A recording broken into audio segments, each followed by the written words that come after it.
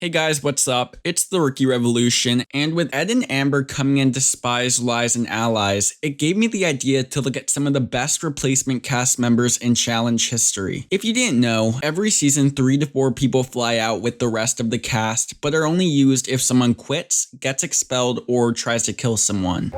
You kidding me? Yeah, I will smash his head and eat it. These players are generally called alternates when they are not used, but when they are, I think the best term to use is replacements.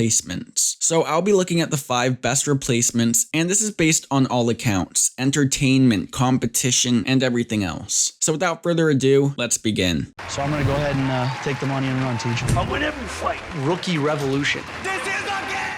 So first up at number 5, we have Nelson and Amanda coming in as replacements for Leroy and Avery on Rivals 3. Actually, the episode they came in on was named the replacements as well. It's crazy to think that Nelson and Amanda's challenge career started off with them coming in late. First of all, the Rivals 3 casting was a mess in general. Most of the rivalries were mild at best, and making Amanda and Nelson an alternate is just crazy to me. I think they should have been on the initial cast, although I get they were rookies, but the season was filled with them. But anyways, Nelson and Amanda brought much needed life into this season. The best thing about them is that they were not scared to go after the vets. They were not followers, and they really tried to play the game in a bold way, which is refreshing. I'm here to make my mark and put a target on my back. I don't give a about us. We can totally change this game. They also got a very unique opportunity in the beginning to select 2 other pairs to go out for dinner with, which was very nice since usually replacements just get thrown in at first, but this helped them at least ease into the social game. Amanda on this season wasted no time getting into her screaming matches, including multiple with Camilla and Tony. I have to slice your off. Second week I'm here.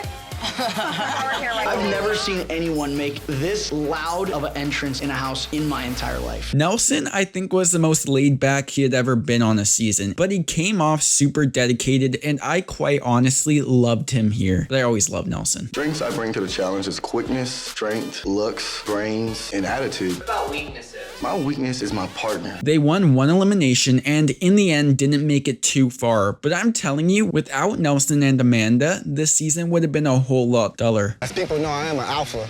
He thinks he is.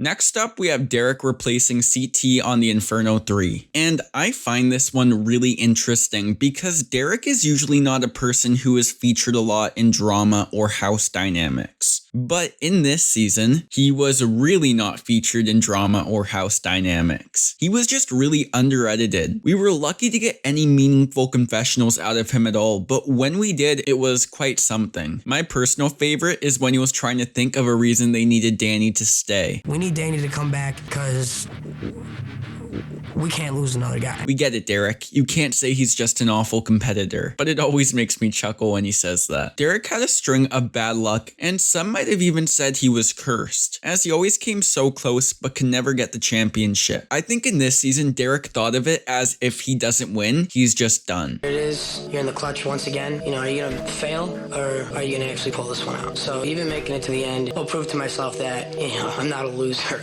Well, Derek did it, and he crossed that finish line with the victory. Just seeing Derek's journey and seeing him win was awesome, and I know I said he was boring this season, but don't get me wrong, he was great. He just didn't make enough of an impact to get a higher ranking. At number 3, I gotta say, I was talking about how people can light up a season. Well, on Bloodlines, we have Abram coming in with his brother Mike replacing Shane and Tony. No entrance on any season has made a bigger impact to the entertainment value of a season. Abram absolutely made this season. First of all, we had the whole cheating scandal, which I won't get much into since we've all heard about that 5 million times and more, but that led to also one of the best after shows of all time. I am gonna be watching this with Cara Maria in that room. Do you understand me? I will do this all day long. Take your hands off me. My governor? Lower your voice. Not working, man. Yes, sir. My apologies. Yeah! Dumb! Woo! Do you have security? This really was Abram's most unhinged season. My other personal favorite thing he did was not given to the whole Johnny Bananas nickname. He only called Johnny John, and Johnny was completely silent about it. John.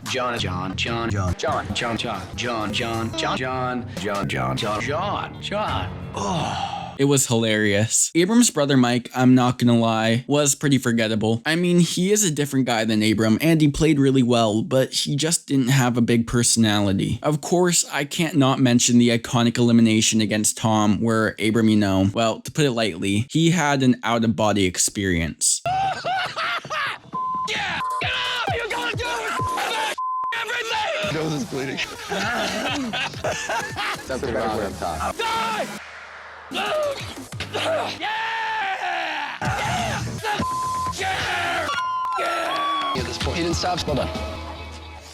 This alone is one of the best moments of all time. Unfortunately, Abram kind of threw his game away for Cara Maria, but I again cannot tell you how amazing he was this season. Ironically, number 2 is Cara Maria on Rivals 2 replacing Naomi to be Cook's partner. Most people think Free Agents is the season Cara Maria came into her own, but I would argue it was this season, which is crazy since she almost wasn't even on it. When Cara walked in, not one person was excited to see her. It was quite awkward. Cara and Cook were a really formidable team. They had arguments, but were seen as huge threats. They were in 2 eliminations and they won 1 daily challenge, and the daily challenge they won was super impressive. Cara. Yay, it's Cara Maria. Cara Maria.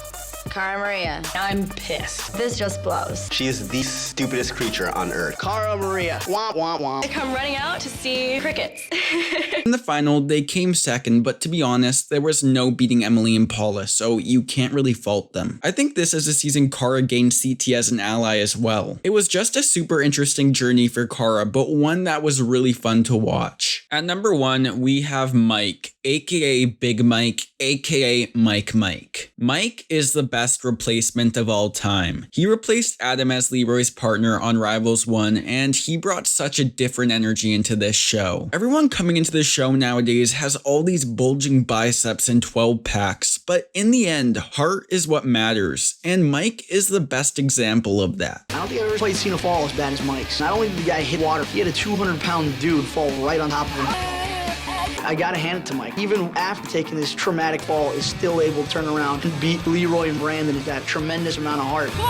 Mike came in and it seemed no one had really met anyone like him, or in other words, someone intelligent. There used to be, United States alone, 4,000 different kinds of wheat. These super crops, because they're genetically engineered, they're genetically identical. They can kill all the corn from wherever. They bring in this guy, Mike, complete nerd, the worst haircut I've ever seen. Even Wes was kind of shaken up by his intelligence. The fact is, Mike, just because he was a little scrawny, played up into being a nerd and super smart, and it worked. I mean, he literally escaped elimination because Wes was too scared to go in a puzzle against him. Everyone knows I'm not a strong, big, tough guy. So I'm really playing the nerd card as much as possible because the only edge that I have is my brain. Honestly, we're a little scared that if it's a puzzle, you beat us. What do you got to tell me? If that keeps me from going into the jungle because they're afraid that there's gonna be a puzzle, hell yeah, I'm the best at puzzles.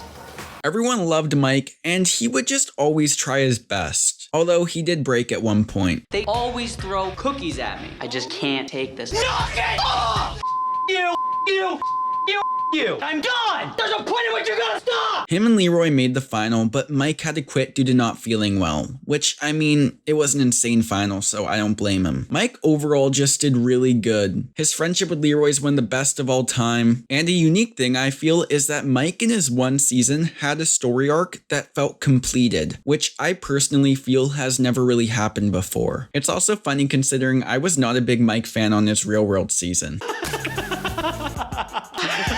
I also just want to add Ed in here because in one episode, I already can feel him becoming one of the best replacements, and I would be upset if I didn't mention him here. Ed, I will say, I have no clue why he was made an alternate. He is the total package for this show and more. In one episode, he has already become my favorite rookie, and yes, that can very much change. You really never know, but as of now, it's looking like Ed can get a spot on this list. And if I'm wrong, that's embarrassing. The map of the world is the globe! I know that! Thank you all so much for watching. Please like, comment, and subscribe. All the social media's links in the description. And until next time, take care.